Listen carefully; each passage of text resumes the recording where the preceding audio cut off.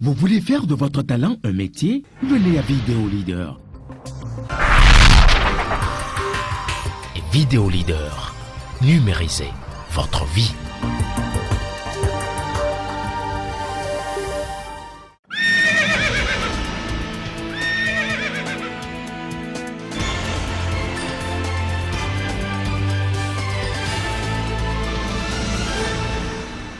C'est toujours un plaisir pour moi de vous retrouver sur le rendez-vous de l'actualité sur Koboro TV Web Africa. Au sommet, réouverture des frontières nigérianes avec le Bénin. Les impressions de quelques citoyens de Parakou à suivre dans un instant. Les fêtes de fin d'année pointent déjà à l'horizon et c'est la période où la prudence en circulation est de mise. Les conseils de spécialistes de la route à suivre dans ce journal. C'est là pour le sommet, le développement dans un instant. Mesdames et messieurs, bonsoir. À Parakou, comme dans plusieurs autres villes du Bénin, les fêtes de fin d'année et de nouvel an que s'offrent bon nombre de citoyens tournent parfois au drame. Cette période festive rime avec les accidents meurtriers sur la route. Suivez dans cet élément les conseils du chef ANES CNSR Borgou Alibouri à Takora Donga. Décembre est le mois de tous les risques avec le pic des accidents sur les axes routiers au Bénin selon les spécialistes de la route. La densité de la circulation, la distraction de l'usager sont entre autres causes du nombre important de cas d'accidents en fin d'année. Ajoutez à cela, il y a l'imprudence généralisée du fait du stress. On ne maîtrise plus totalement nos passions et on se laisse aller et on se laisse parfois emporter par des arguments fallacieux de « c'est moi qui ai la priorité ». Pour éviter ces nombreux cas d'accidents, la prudence, la courtoisie doivent être le quotidien des usagers. De grâce, laissons tomber les questions de priorité et prenons en main la solution qui est la courtoisie, la solution qui est le refus de l'alcool pendant qu'on est conscient qu'on veut prendre le guidon ou le volant. Prenons véritablement conscience pour que cessent les accidents graves sur nos routes en fin d'année.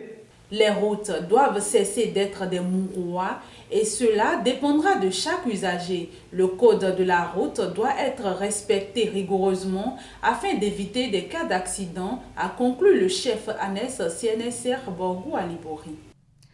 Je vous l'annonçais dans les titres, après plus d'un an de fermeture de ses frontières, la République fédérale du Nigeria a ordonné mercredi 16 décembre la réouverture de ses frontières terrestres avec ses voisins du Bénin et du Niger. Un acte très salué par des citoyens rencontrés dans la ville de Parakou.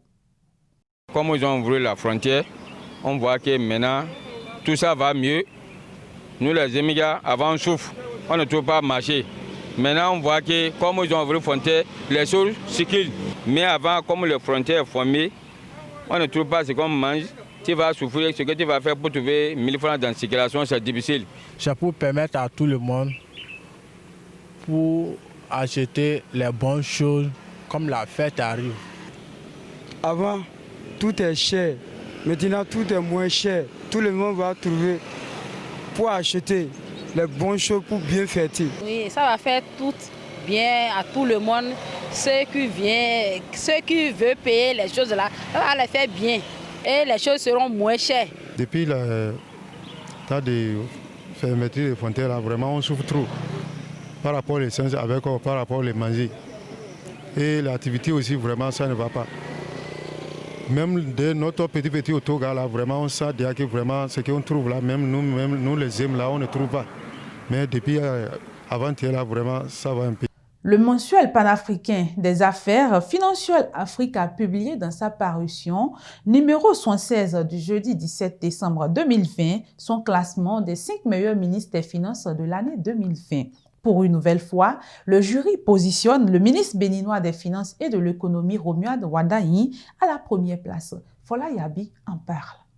Romuald Wadani, meilleur ministre des Finances de l'année sur le continent africain. Il a été distingué la semaine dernière par le mensuel panafricain Financial Afrique dans sa nouvelle parution. L'on retient à travers la publication que Romuald Wadani a été désigné pour plusieurs raisons, notamment son rôle dans les réformes du franc CFA et ses décisions, et réformes qui ont permis au Bénin de maintenir sa stabilité économique malgré le Covid-19. Ministre de l'économie et des finances du Bénin depuis avril 2016, Romuald Wadani a pu voir en 2020, en pleine pandémie de Covid-19, son pays a cédé à la catégorie des pays à revenus intermédiaires. L'article précise que les critères de sélection des 5 ministres sont le leadership, la croissance 2020-2021, le financement du secteur privé, la maîtrise de la dette et celle du déficit. Au terme de ce travail, le ministre béninois des Finances a obtenu plus de points que ses 4 collègues nominés. Il devient ainsi, pour une énième fois, le meilleur ministre africain des Finances de l'année. À présent, le condensé de l'actualité au plan international. Le Parti nigérien pour la démocratie et le socialisme, PNDS, au pouvoir depuis 2011 au Niger, a remporté les élections municipales du 13 décembre d'après les résultats provisoires publiés mardi par la Commission électorale nationale indépendante CENI. Le PNDS a remporté 1799 sièges de conseillers municipaux sur les 4246 sièges attribués dans les 266 communes du pays. Le président de la République française a été testé positif au Covid-19 le 17 décembre. Emmanuel Macron a effectué son test de dépistage du Covid-19 jeudi 17 décembre après un gros coup de fatigue. Un test qui s'est révélé positif. L'information a été rendue publique le jour même par un bref communiqué de l'Élysée. La question de la contamination du chef de l'État est depuis posée, d'autant plus après la révélation de 2 repas de travail à l'Élysée ces derniers jours. Le chef de l'État, en l'occurrence, n'a manifestement pas été contaminé au cours d'un déjeuner ou d'un dîner à l'Élysée, mais possiblement lors d'un sommet réunissant à Bruxelles des dirigeants, a précisé le ministre de la Santé Olivier Véran. Emmanuel Macron était en effet présent à Bruxelles jeudi 10 et vendredi 11 décembre. Pour terminer cette page inter, le président du Conseil italien Giuseppe Conte, dont le pays est l'un des plus durement touchés par la pandémie, qui a fait plus de 68 000 morts, a annoncé vendredi 18 décembre un nouveau confinement du 21 décembre au 6 janvier. Pendant cette période, il sera interdit de voyager d'une région à l'autre sans motif de santé ou professionnel impérieux. Le commerce de détail, dont les bars et restaurants, sera fermé. En théorie, une seule sortie par foyer et par jour sera tolérée. Les célébrations religieuses seront autorisées jusqu'à 22 heures. Des allègements sont toutefois prévus certains jours. Giuseppe Conte a concédé que les autorités n'avaient ni les moyens ni la volonté de contrôler le respect des mesures de confinement à domicile, mais il a demandé aux Italiens de respecter la limite de 2 invités adultes.